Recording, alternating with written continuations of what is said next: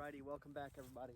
Today we're going to be doing a review over the Howell conversion cylinder for the Pieta 1851 Navy revolver. Let's get into it. This is the Howell conversion cylinder. Essentially what this does is it gives you the capability of, instead of just using cap and ball and having to use a loose powder and a round ball, a percussion cap and a wad, you can use an actual cowboy load or black powder cartridge. The 1851 Navy, at least this one, is chambered in 36 caliber. So the Howell conversion cylinder that fits for this takes a black powder 38 special round. I'll show you guys how to take it apart and all that real quick. So it is clear. I'm going to keep it pointing in the safe direction. I've got the end of my knife. You're going to take this little pin, this retaining pin here, side of the pistol. Just hit that out, stow it away in a pocket or something. You can take your barrel assembly off. Then you can take your cylinder, put it on the first cock back. I think that's half cock, right? Yeah, half cock.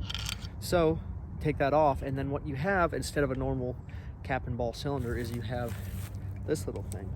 Hold on real quick. Put this in my pocket. So what this is it gives you the ability to use it like a regular revolver. This goes on top with the firing pins. You get an individual firing pin for each cylinder, and what you do, you just pop them out. All 5 or all 6 of them, it holds 6, and then you can reload. It is kind of slow, so if you have the ability to, might want to get an extra 1 or 2 of these. They are kind of expensive, sitting around $270, $280, so that's probably as much as your black powder pistol. But what this does, it gives you the capability of being able to use center fire rounds that you can reload yourself for. I know it's been a hell of a time trying to find percussion caps the last 2 years, so this really gives you the ability to use it in a different way. And if you wanted to use it for home defense or self-defense, I guess you could. I really wouldn't recommend it, but hey, to each their own. Let's take a few more. The ammo we're going to be shooting today is made by Georgia Arms. They're not a sponsor or anything. I just picked it up online, a 250 round can for like $160 or something. So essentially what it is, it's a center fire round, but it has a doled down load of smokeless powder, allowing you to shoot it safely in black powder firearms. This particular one is a 158 grain flat nose, so it's moving around 800 FPS, I believe. So I'm not sure how much energy that's producing, but it's probably good enough for self-defense if you wanted to. I definitely wouldn't want to get hit by it. Let's take a few more shots.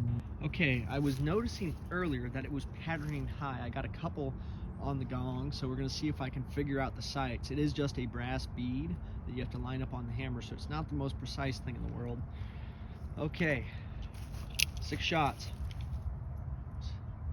Oh, shot. There we go. Number 2. Shot high.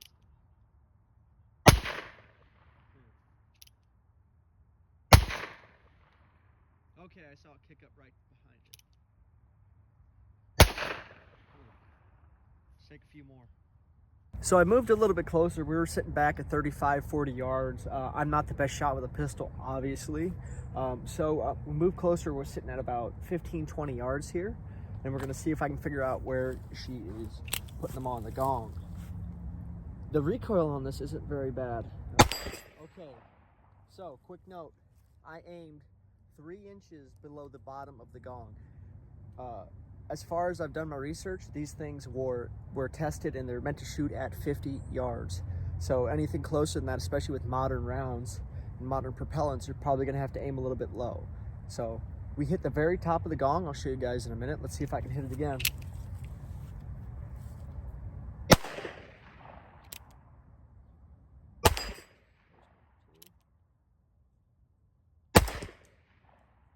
over the top.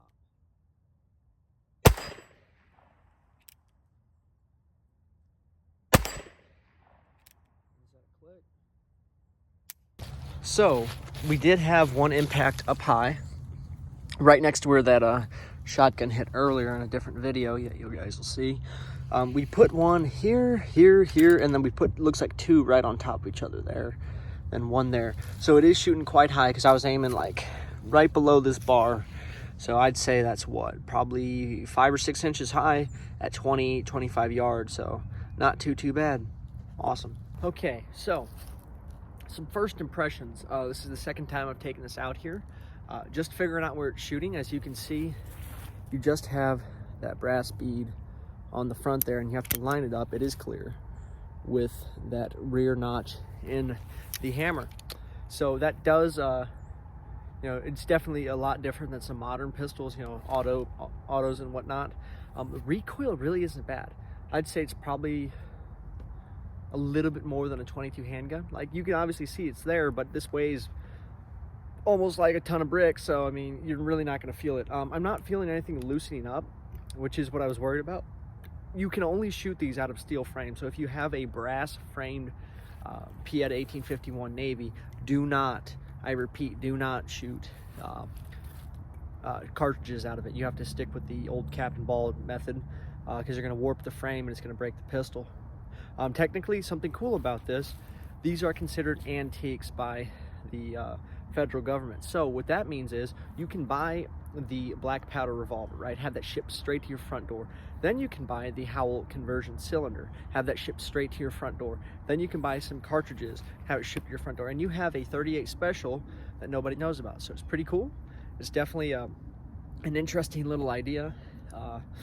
But I will say the recoil is mild. I need to get used to the trigger on this. I haven't shot it a whole lot, but accuracy seems pretty good. I mean, that's a 6-inch plate, and I'm putting all the ones that are hitting within it, so I mean, 6 inches, not too bad. Let's take a few more final shots, and I'll give you guys my final thoughts. Stay. So one more quick note: when you have to clean this thing, I believe Georgia Arms, the particular manufacturer of the ammunition, uses a dulled down smokeless powder charge. So it's not as bad. It's just like cleaning a normal pistol. And the great thing is it disassembles very easily. So it's nothing too bad. We're gonna take a few more final shots, and then I'll let you guys go. Okay, final 6 shots.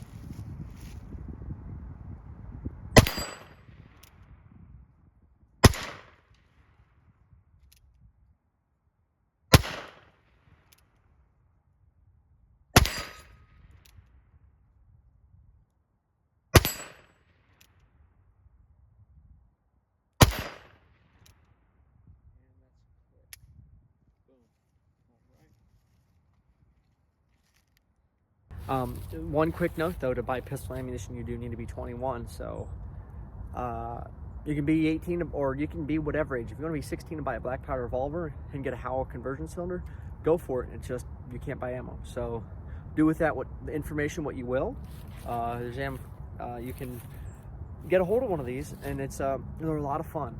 Definitely an ode to times gone by, an ode to history. I mean, this was the standard issue sidearm, or one of them, for many years during the Civil War, on both sides, the North and the South. So it's definitely really cool to be able to experience that and hold in your hands, and do a modern take on it with some smokeless powder, dulled down 38 special charges. It's definitely really cool and a lot of fun. So I'm a big fan of it. I definitely think if you're in the market and you've got the money, go for it. Thank you guys so much for watching. I really appreciate you guys watching the videos. Please do me a huge favor, if you have not already, subscribe. If you have not, like, share, and comment. Helps promote the channel and the algorithm, sorry, words are tough, and helps me out with what I do every single day. Thank you guys so much for watching, and have a good day.